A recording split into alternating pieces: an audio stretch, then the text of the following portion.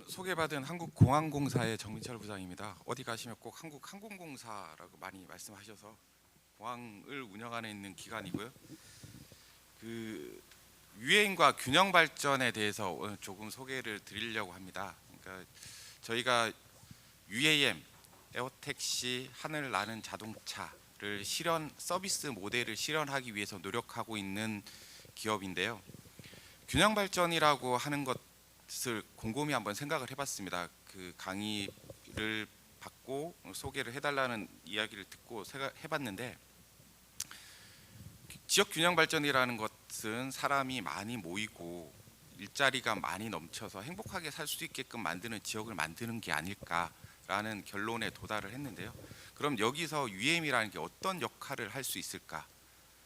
일부 지금 전국에 있는 지자체나 전 세계에 있는 모든 지역에서는 UM에 대한 어떤 제조 공장들을 만들어서 여기에서 현재 내연기관이 만들고 있는 차량의 부품이나 이런 것들을 대체해내기 위해서 UM을 하자.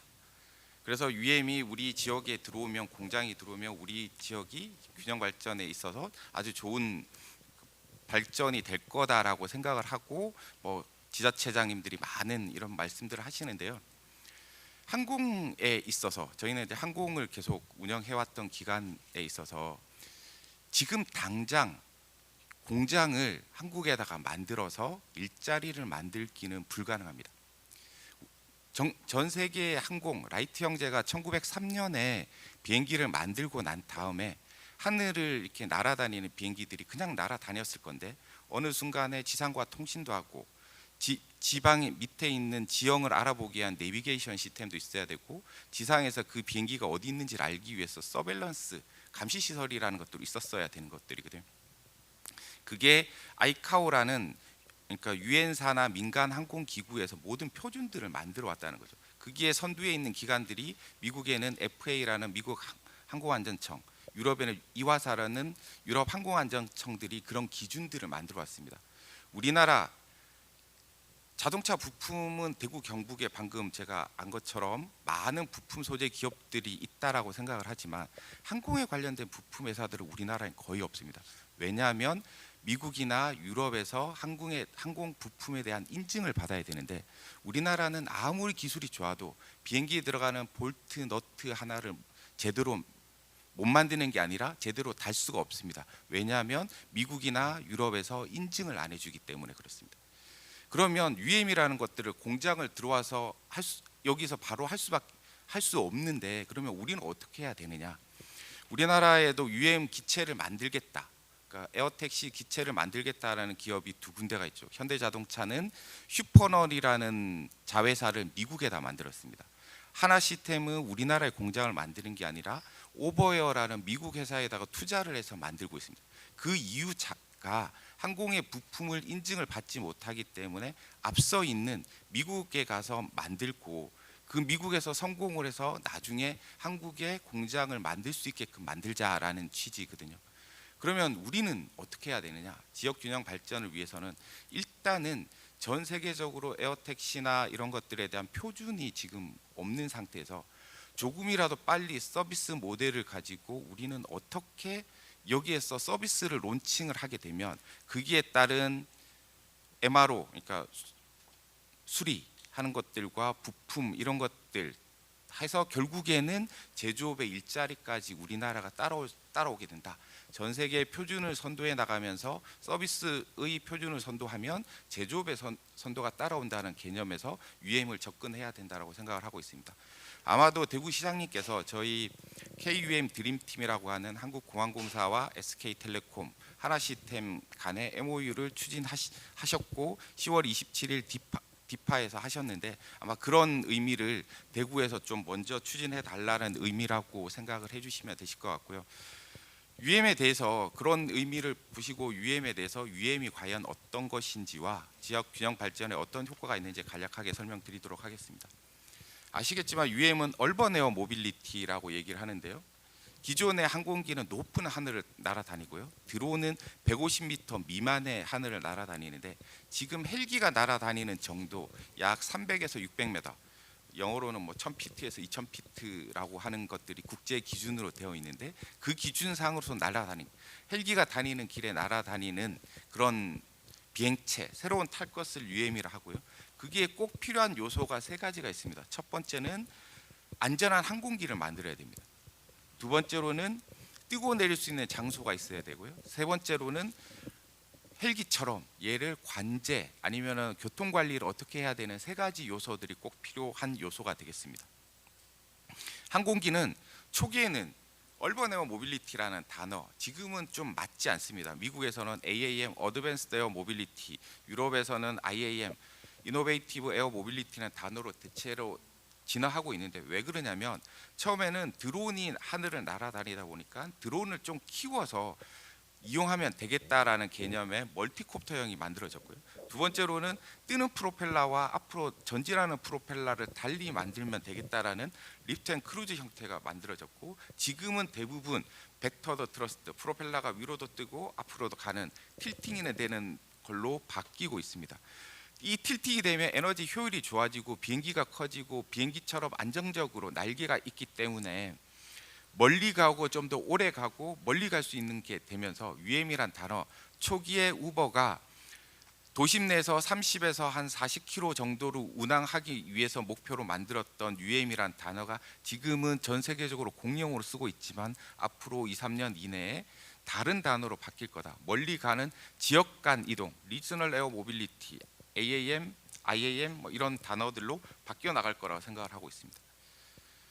아침에 한재영 대표님께서 자율차에 대해서 50년대도 안 될 수 있다. 완전 자율차는 뭐 특정 목적을 위해서 하셔야 된다라고 얘기를 했는데 UAM, AAM, IAM 하늘 나는 택시도 지금 당장 모든 것을 개발했다고 지상 교통 수단을 모두 대체해 가면서 도시화나 교통 지역으로 해소시킬 수는 없다고 생각합니다. 기존의 교통 수단의 보완제의 역할로서 기능을 해가는 게 우리가 앞으로 목적으로 나가야 되는 방향이라고 생각을 하고요. UAM 하면 모든 사람들이 이런 모습을 생각하고 계실 겁니다. 2259년 영화 제5원소에서 천재 영화 감독님께서 만드신 모습인데요. 저렇게 되려고 하면 지상의 교통을 다 대체를 할 수 있겠지만 대체교통 수단으로서 기존의 헬기가 다니는 것처럼 대체교통 수단과 보완제의 역할을 생각한다면 저런 모습들은 좀 힘듭니다. 쉽게 한 가지만 예를 들면 불가능한 이유는 UAM은 300에서 600m 사이의 하늘길을 다니는데 그 300에서 600m 사이에 완전 자율화 그리고 인공지능 원격 조종과 이런 것들을 하려고 하면 수많은 데이터들이 통신이 되고 내가 앞에 가는 비행기의 위치를 가지고 자율을 해야 되는데 지금의 5G 형태까지의 통신 기반들은 지상기지국이 곳곳에 지상기지국을 만들어서 지상으로만 통신을 만들어 놓았습니다. 이게 300에서 600m까지의 상공에 대한 통신이 지금 없다는 거죠. 그렇기 때문에 자율 기술을 적용하기가 어렵게 지금 되어 있는 거죠. 저거를 하기 위해서 지금 전남 고흥이나 서울 수도권에서 5G 통신망을 하늘로 쏴서 300에서 600m까지 통신이 잘 전달되고 있는지 이 통신이 끊임없는지를 지금 테스트하고 있는 단계일 뿐이라는 거죠. 그것들을 많은 지상 기지국을 하늘로 다 깐다고 하면 5G, 6G로 가면 갈수록 많은 지상 기지국들이 필요할 거고 그 지상 기지국을 까는데 수많은 자본이 들어가겠죠. 거기에 UAM을 타고 다니는 사람들한테 그 비용을 다 부담을 전가시킬 수 있느냐가 하나의 문제가 될 수 있어서 이런 모습들은 적에도 인공위성이 되는 적에도 통신이 되는 6G가 완성되는 그 시점 정도에 준비되기 시작해야 되지 않을까라고 생각을 하고 있고 지금은 기존의 헬기가 다니는 개념으로 움직일 수 있는 지상교통의 보완제의 역할로서의 에어택시가 만들어져야 된다고 생각을 하고 있습니다. 방금 말씀드린 대로 많은 장애물들이 있습니다. 한강 수상 택시처럼 접근성이 부족해서 한강 수상 택시가 되면 어떡하냐? 법 제도적인 문제. 한 가지만 예를 들어드리면 이착륙장을 만들어야 되는데 이착륙장이 지금 국토 이용 및 계획에 관한 법률상에 운수시설인지 주차장 시설인지 어떤 시설인지 정해져 있지 않습니다. 그러면 지자체에 따라서 자연 녹지에 지을 수 있는지 그린벨트에 지을 수 있는지도 정해져 있지 않은 거죠. 건축 허가는 무슨 기준으로 내줘야 되는지가 안 정해져 있다는 거죠. 지금 당장 만들기 위해서는 수많은 문제점들이 있습니다. 지상 인프라, 소음이 나면 어떻게 할 거냐, 항공교통 관제, 비행기와의 충돌 회피는 또 어떻게 해야 되느냐, 기술들은 어떻게 적용해야 되느냐. 문제가 있지만 선진국에서는, 미국에서는 2024년에 플로리다, 프랑스 파리 올림픽에서는 시범 운항을 한다고 얘기를 하고 있고요. 일본 오사카 박람회에서도 시범 운항을 하려고 하고 있습니다. 싱가포르에는 지금 이 착륙장을 지으면서 서비스를 시행을 하려고 하고 있습니다. 이런 개념들은 눈 감고 가만히 생각해 보면 저희가 2259년 영화 제5원소에서 보는 그런 하늘을 날아다니는 곳에서는 불가능한 얘기고, 오른쪽에 보면 이렇게 UAM 기체를 개발하는 업체들이 많이 있는데요. 우버라는 회사가 UAM 기체를, 우버라는 회사는 플랫폼 회사니까 UAM 기체들한테 다 내가 생각하는 30에서 40km 정도를 가고 전기 배터리로 가는 것들을 다 만들어 와 보세요라고 해서 수많은 업체들이 협력 관계를 맺어서 만들고 있는데, 그 중에 하나가 전터에어 모빌리티라는 회사인데, 이 회사는 헬기처럼 똑같이 생겼는데요. 이게 전기로 날아다니는 겁니다. 우리가 생각하는, 우리가 하늘에서 날아다니는 비행기들을 복잡하게 날아다니는 게 아니라 헬기가 날아다닌다. 그러면 안전하게 날아다니고 조용하게 날아다니면 내가 탈 수 있지 않을까라고 하면 탈 수 있다라고 생각합니다. 초기 사업은 반드시 헬기, 전기 헬기 개념으로 시범 사업을 접근을 해야 된다라고 생각을 하고요. 그러기 위해서 필요한 것들은 아까 말씀드린 대로 첫 번째 항공기, 두 번째 이착륙장, 세 번째 항공교통관리 시스템이 필요합니다.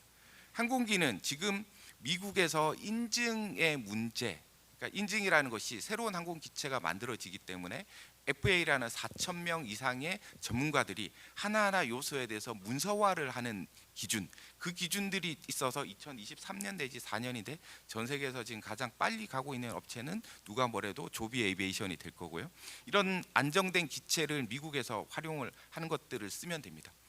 우리나라에서 항공기가 보잉이나 에어버스가 들어올 때 미국에서 인증해주면 아쉽지만 우리나라는 그대로 인증을 해주고 있습니다. 저런 비행기들, 만들어지는 비행기들도 미국에서 인증을 해주면 우리나라에서 인증을 해주는 체계가 만들어질 거기 때문에 안정적이고, 우리나라 하나 시스템이나 현대자동차에서 만드는 비행기들을 다시 이용을 만들어지면 잘 이용하면 될 것 같고요. 이착륙장은 큰 규모와 중간 규모와 소규모를 적절하게 배분해야 됩니다. 왜 저래야 되냐면 도심지 내에 큰 규모들을 아무데나 만들 수 있는 것들이 아닙니다. 왜냐하면 도시는 이미 고밀도로 개발이 되어 있고 장애물들이 많기 때문에 큰 규모는 시 외곽이나 경계 지역쯤에 가야 되고, 도심에는 필요한 정도 수준의 이착륙장을 효과적으로 분산해서 네트워크를 만들어 가면 됩니다. 이거는 김포공항의 버티허브라는 개념을 저희들이 설계를 해서 유튜브, 한국공항공사 유튜브 치시면 버티포트, 버티허브 이렇게 치시면은 동영상 보실 수 있는데 참고하시면 되시겠고요. 꼭 반드시 좋아요, 구독 꼭 눌러주시고 봐주시면 좋겠습니다. 작은 규모는 저렇게 30에 30m짜리도 있고요. 가운데 있는 거 조금 더 큰 규모도 있고, 뭐 제주에 저희들이 하나 그려본 개념의 버티포트 개념들은 앞으로 계속 발전될 겁니다. 세 번째 필요한 요소가 항공교통관리입니다. 이 UAM 에어택시라는 게 자율로 교통관리를 할 거냐, 항공기처럼 교통관리를 할 거냐, 항공기 교통관리하는 사람이 에어택시도 교통관리를 할 거냐, 드론처럼 그냥 교통관리를 안 할 거냐, 이런 문제점들 아직 세계 표준이 정립되어 있지 않다는 거죠. 대구에서, 경북에서, 대구 경북에 있는 광역권에서 이런 표준들에 대한 표준을 먼저 만들어서 우리는 교통관제를 합니다. 그리고 누가 합니다. 어떤 방식으로 합니다. 그게 쓰이는 기술은 레이더를 씁니다. 라이다를 씁니다. 그렇게 해서 어떤 시스템을 만들어서 씁니다라는 걸 먼저 만들어야지만 전 세계에서 우리가 보여주고 그게 표준으로 채택이 되면 그게 관련된 소재 부품 장비, 그리고 업체들이 대구나 경북이나 대구겠죠. 대구에 들어와서 일을 할 수 있게끔 된다라는 거죠. 정보교통에 있어서는 교통관리 조금 어려운 얘기인데요. 정보를 다 공유를 해야 된다. 기존 비행기도 해야 되고 항공기체 간에도 해야 되고 드론과도 해야 되는 건데, 이런 것들을 한국공항공사가 지금 개발하고 있는 시스템 와이드 인포메이션 매니지먼트를 활용하면 잘할 수 있다라는 내용입니다. 항공에서는 1903년 라이트 형제가 비행기를 만들어서 한국이 비행기를 막 띄웠습니다. 그때 마음껏 날아다니다가 1차, 2차 세계대전을 거치면서 비행기 대수가 많아지기 시작하니까 지상과 항공기간의 통신이 필요했던 거죠. 커뮤니케이션 시스템이 있어야 되는 거고, 지형은 어딘지 태평양 위인지 인도양 위인지 알아야 돼서 내비게이션 시스템을 비행기에 달았어야 되는 거고, 지상에서 관제를 하기 위해서는 레이더로 가지고 어디에 위치해 있는지 알아야 되는 거고, 나머지 기상 지형 정보들이 다 필요합니다. 근데 이게 100년 이상의 기간에 걸쳐서 따로 만들어져 왔다는 거죠. 그 따로 만들어진 기술을 지금 공항의 관제탑에 보면 화면이 여러 가지가 있습니다. 다 기술들이 따로니까요. 그 기술을 하나로 표준으로 묶어보자라는 게 시스템 와이드 인포메이션 매니지먼트입니다. 지금 그게 유엔 산하에서 만들어지고 있고, 아시아 태평양 리더 기업으로서 공항공사가 개발을 완성을 해 있는 것들을 UM에 그대로 갖다 쓰겠다라는 내용입니다.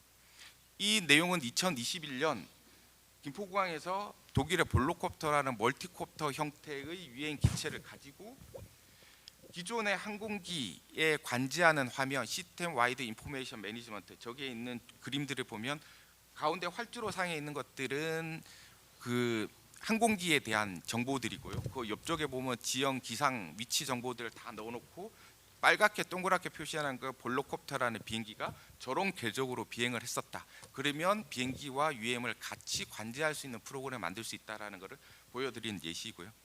말씀드렸듯이 UM이라는 게 얼번 에어 모빌리티가 아니라 조금 더 멀리 가는 RAM 개념으로 계속 확장이 되고 있기 때문에 대구서부터 경북까지 확장적인 대중교통 수단에 조금 더 광역교통 수단으로 충분히 역할이 가능합니다. 독일의 릴륨이라는 회사는 저기 플로리다죠. 계획을 플로리다가 남한 면적의 1.7배는 다 아시고 계실 건데, 저런 모습으로 이착륙장을 만드는 서비스 모델을 계획을 하고 있습니다.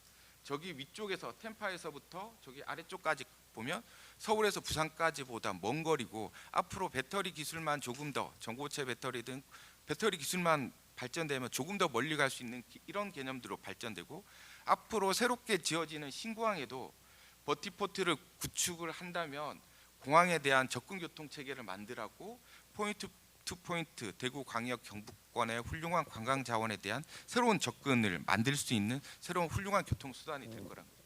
저희가 여기 오기 위해서 한번 만들어 봤는데요. 대구 경북에 그냥 만든 게 아니라 저게 장애물들을 피해서 저희들 항로를 만들어서 빨간 점의 버티포트를 만들면 저쪽 쪽에 있는 지역의 분들이 대구나 이런 광역교통에 조금 더 가깝게 지역과 이동하는 훌륭한 교통체계를 만들 수 있다는 개념으로 만들었고요. 그 동남권과 서남권도 같이 연결시킬 수 있고요. 섬들, 지금에 있는 섬들도 지금 지상 인프라, 교통 인프라 안 되어 있는 것도 충분히 갈 수 있다라는 말씀을 드리고요. 광역교통망으로서 충분히 연결시키면 새로운 교통수단, 지상교통수단으로서 보완할 수 있는 것. 저희들이 항상 이렇게 얘기를 합니다. KTX를 타면 서울에서 부산까지는 한 2시간 만에 갈 수 있는데, 가장 애매한 거리가 문경, 상주, 어디 가운데쯤에 가는데 KTX를 타기도 조금 애매모호하고, 뭔가를 하는데 조금 빨리 가야 되는데 대체교통수단이 없다. 자가용 갖고 갈 수밖에 없다. 한데 김포공항이나 서울에서 오면 잠시 올림픽대로나 강변북로에서 1시간 이상씩 막히고, 고속도로 나가는데 막히는데, 그런 것들을 어떻게 이용할 수 있을까라는 대체교통수단이 충분히 가능하다라는 측면에서 말씀을 드립니다. 한국공항공사는 KUM 드림팀이라는 드림팀을 만들어서 한국공항공사, SK텔레콤, 하나시스템, 교통연구원, 기상산업기술정보원과 대구광역시와 MOU를 통해서 대구에서 빨리 서비스 모델을 론칭을 해서 서비스를 만들어 가는 것들을 계획을 하고 있습니다. 이상으로 준비된 발표를 마치도록 하겠습니다. 감사합니다.